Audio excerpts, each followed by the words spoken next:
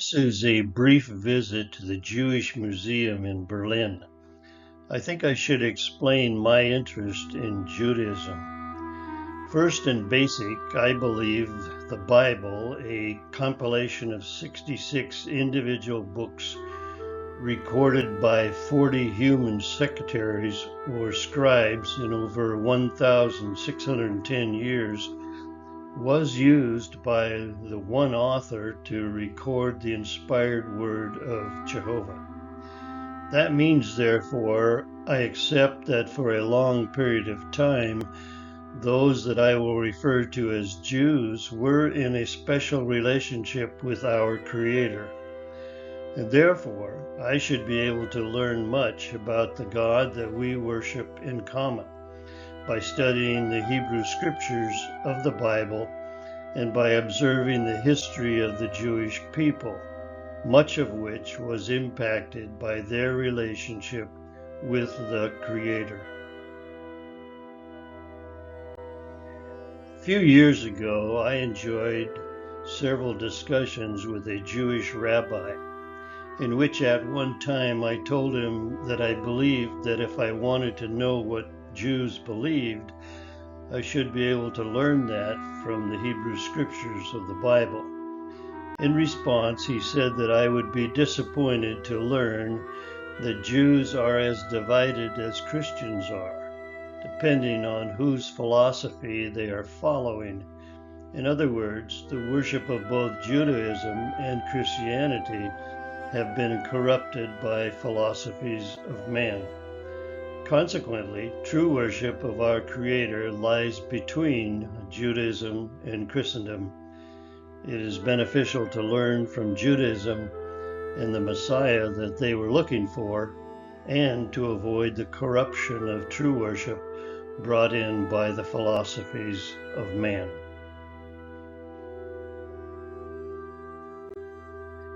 The Jewish Museum in Berlin was opened in 2001 and is the largest Jewish museum in Europe. On 38,000 square feet of floor space, the museum presents the history of the Jews in Germany from the Middle Ages to the present day. The Torah contains the entire text of the 5 books of Moses, and with it, God's commandments. This is why it is the most valuable of all objects relating to religious practices, providing the foundation of the Jewish way of life as well as Jewish ethics and law. In the course of the year, portions of the Torah are read in services in the synagogue. A trained scholar, called a sofer, writes the text on a piece of parchment that is rolled up on 2 poles called Hatzhaim, or trees of life. Jews have such great respect for the Torah scroll that they bury it in a cemetery if it is damaged and can no longer be used. Calculation tables like this one were used by merchants and traders in the Middle Ages. They added, subtracted, multiplied, or divided on the line, meaning that they did not calculate with numbers, but with calculation coins. The lines working from top to bottom stand for 10,000, 5,000, 1,000, 500, 100, 50, 10, and 1. By moving the calculation coins up and down these lines, the amounts can be worked out. Taking a bath underground. In the Middle Ages, the mikveh was mainly used by women. After menstruation and on the night before marriage, they visited the bath after dark to cleanse themselves. The baths were built close to underground watercourses, since for ritual cleansing, the body has to be bathed in living water. Thus, the women would often have to descend long staircases. The tradition of ritual bathing has a history that stretches back into ancient times. In the 20th century, this tradition was maintained only by Orthodox Jews.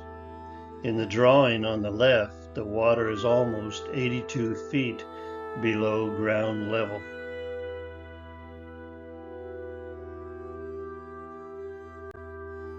Blindfolded, a motif that can occasionally be found in medieval paintings and on church facades, consists of two women side by side. One is blindfolded and holds a broken lance, synagoga. The other, ecclesia, wears a crown. According to the Christian beliefs of the day, synagoga, who personified the Jewish faith, was blind to salvation and thus inferior to her rival ecclesia, who symbolized the church, an illustration of Christian attitudes toward Jews in the Middle Ages.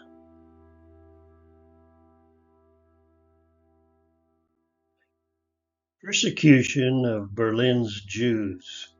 In 1510, more than 4 centuries before the Holocaust, Berlin's Jewish community suffered a devastating persecution. After a Christian thief stole consecrated communion wafers from a church, Jews were accused of desecrating them and murdering Christian children. Confessions were obtained under torture. In July 1510, 38 Jews were publicly burned, and the remaining Jews were expelled from Berlin and Brandenburg. This contemporary woodcut depicts the executions.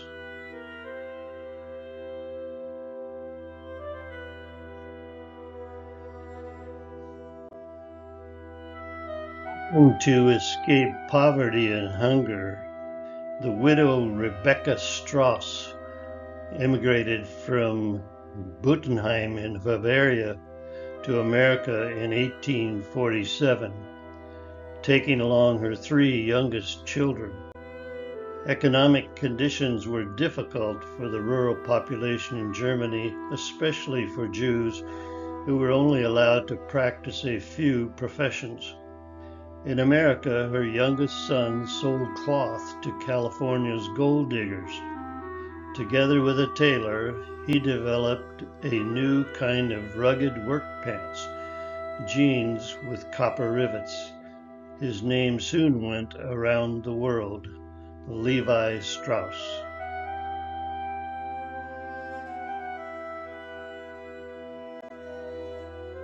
The writings of Moses Mendelssohn made a considerable contribution to the breaking down of barriers between Jewry and European culture. In his work as a German philosopher, he wrote in German and was readily read by Christians. For a Jew at that time, this was highly unusual. The recognition he received was, by extension, also enjoyed by his fellow Jews. For many of them, he opened a path to modern society. His philosophical book, Phaedon, published in 1767, tried to prove that the human soul was immortal, a popular subject at the time. The book was translated into 10 languages. Quickly, Mendelssohn became widely famous as the German Socrates.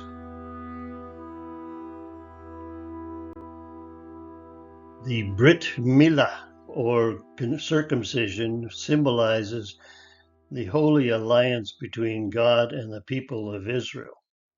8 days after the birth of a boy, the community gathers to celebrate the moment when the new son becomes a child of Israel. The ceremony takes place in the synagogue, in hospital, or at home.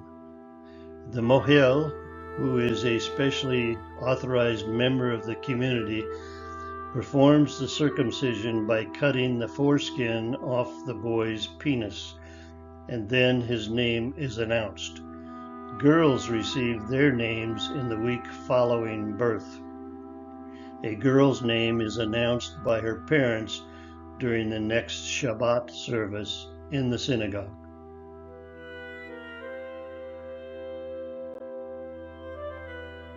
Here lies buried.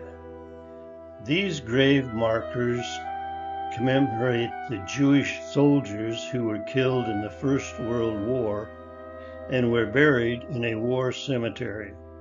The markers bear a Star of David. Some are inscribed with the Hebrew abbreviation of the words, "Here lies buried." The Nazis attempted to erase all memory of the fallen Jewish soldiers. After the German occupation of France in 1940, they replaced the markers with crosses inscribed with the words, "Unknown German Soldier."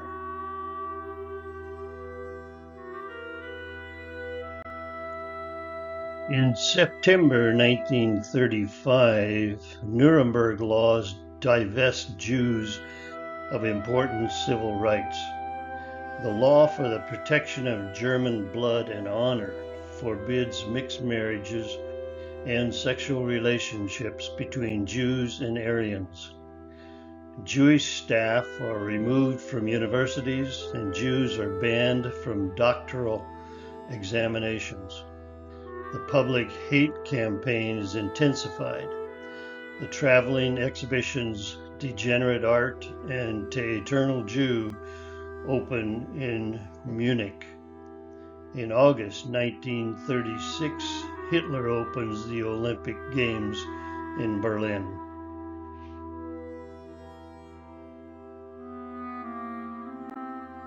The Yellow Star. Beginning in September 1941, all Jews were required to wear a yellow star. Jews 6 years of age and older are prohibited from appearing in public without a Jewish star. It is to be worn visibly on the left side of the breast, firmly sewn to the clothing. The stars were manufactured by the Berlin flag maker Geitel and Company.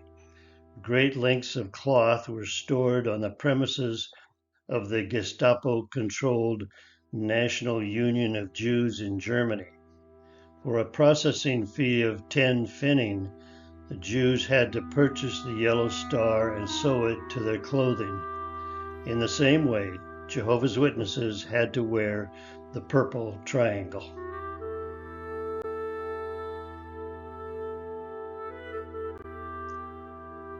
There is also much here in the museum about the Holocaust.